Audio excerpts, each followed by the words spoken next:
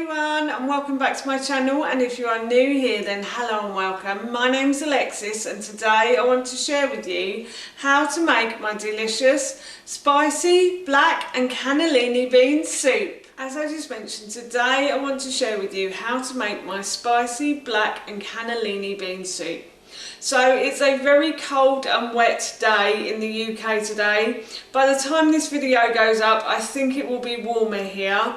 But as it is so cold and wet and reminding me of a winter's day, I thought I'd make this soup for our dinner. It's warming and delicious. So while I was making it, I thought I'd share the recipe with you. So here is how to make my delicious, spicy, black and cannellini bean soup. First thing I have done is I have put a saucepan onto my hob and I'm going to turn the hob onto a high heat, and then I'm just going to add a bit of oil to the base of that pan. And I'm going to leave that pan to heat up now. My pan has started to get hot, so what I'm going to do is I'm going to add a sliced leek to the base of the pan. In the original recipe I think it called for 1 onion, but I didn't have any onions in, so I had a leek in the fridge, not a literal vegetable leek. And I'm just going to pop that into the base of the pan like so. And I'm going to fry this now until it starts to soften. So my leek has started to soften and it's started to become clear and see-through as well. So what I'm going to do is I'm now going to add in my vegetables, and I just simply slice the leek, and then I've also peeled and chopped probably about half a butternut squash, a small butternut squash. I'm actually only making this meal for my husband, myself and my son, so I only needed about half a butternut squash. So I peeled it and then I just simply chopped it into cubes. They're about 1 centimetre big. And then I also peeled and sliced and diced a carrot as well. So I'm going to pop those into my pan now. And I'm going to fry these. These probably won't soften, but I just want to warm them through before I put anything else in the pan. So I'm just going to warm the carrots and the butternut squash through, probably for about a couple of minutes, I'd say. So I'm just going to continue to stir these now. The pan is actually getting very hot, so I'm just going to turn it down slightly. So I've turned that down to a medium heat. Nothing is sticking to the bottom at the moment, so I don't need to add any extra water right now. But as I said, I'm just continuing to fry these vegetables. Now what I'm going to do is I'm going to add 1 pepper, and I've simply removed the core and I've sliced and diced the pepper, and I'm just going to add this to the base of the pan as well. So I'm just going to add the pepper in, and I'm going to fry that until the pepper starts to soften now. So my pepper has started to soften, and what I'm going to do is I'm going to add 1 teaspoon of mild chilli powder to my vegetables, and then I'm also going to add 1 teaspoon of ground cumin as well. So I'm just going to sprinkle these over, and then I've got 1 teaspoon of ground ginger that I'm going to add as well. So I'm just going to add the ground ginger, and then I've got 1 teaspoon of ground cumin. Oh no, I've done the cumin, sorry. And then I'm going to do about half a teaspoon of ground mixed spice as well. And I'll find these flavours make the soup just that bit more interesting.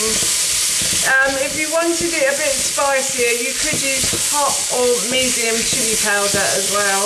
I'm using mild because obviously I'm serving this to my son, so I don't want it too hot. But we do like it a bit spicy. So I'm just going to mix these spices round until everything is covered in the spice, and then I'm going to add about 1 litre of stock to my vegetables now, and I think that's about half a litre, and I'm just going to add a bit more. So I'm just going to add a wee bit more stock to that. I think that's enough. And now what I'm going to do is I'm going to bring this to the boil, and then I'm going to leave it to simmer for a little while. So my vegetables have started to come to the boil, and I'm going to leave them to boil for about 15 to 20 minutes. And I'm going to add some salt to this as well. If you wanted to make this a vegan meal, you could use vegetable stock as well. And I'm just going to add a little bit of pepper as well. It's already spicy enough, but this is just to make it digest that bit easier. And at this point, I'm going to turn the heat down, and as I said, I'm going to leave it to simmer for about 15 minutes. But if you are using tinned beans, now would be the time to add them in. Today I am using dried beans that I have already cooked. So I soaked these overnight and then I cooked them for about an hour earlier today. So I'm going to use these. So I'm just going to add these in at the end. But if you are using tinned beans, then you can add them in now. And what I'm going to do, as I said, is just leave this to simmer for about 15 minutes or until the vegetables go soft. So my vegetables have started to become quite soft. They were, one of them was, falling off the fork when I picked them up. I can't actually get, yeah, they're falling off the fork. So I'm going to bring this back up to the boil again, and then I'm going to add the pasta. So the vegetables and stock and spices have all started to boil again. So what I'm going to do is I'm going to add my pasta in. And as I said, I'm serving this to my husband, myself and my son. So I've got about 175 grams of pasta.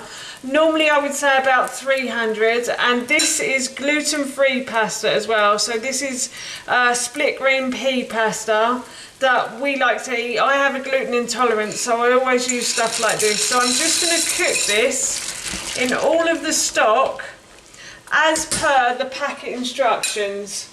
So on my packet, I think it says to cook it for about 9 minutes. So I'm going to bring it to the boil again, and then I'm going to cook it on a lower heat. It's coming to the boil now. So I'm just going to cook this for about 9 minutes. My pasta has cooked and it smells delicious as well. So now that all that's left to do is I'm just going to add in my beans.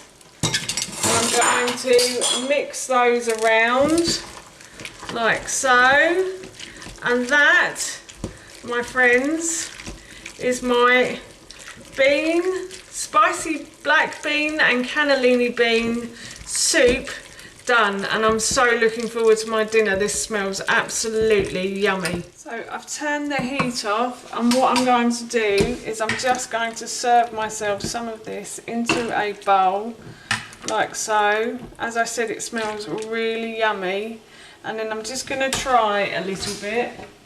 I think I'll get a fork because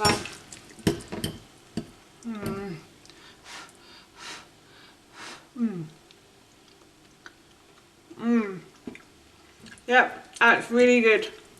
Slightly spicy, but really tasty, I have to say.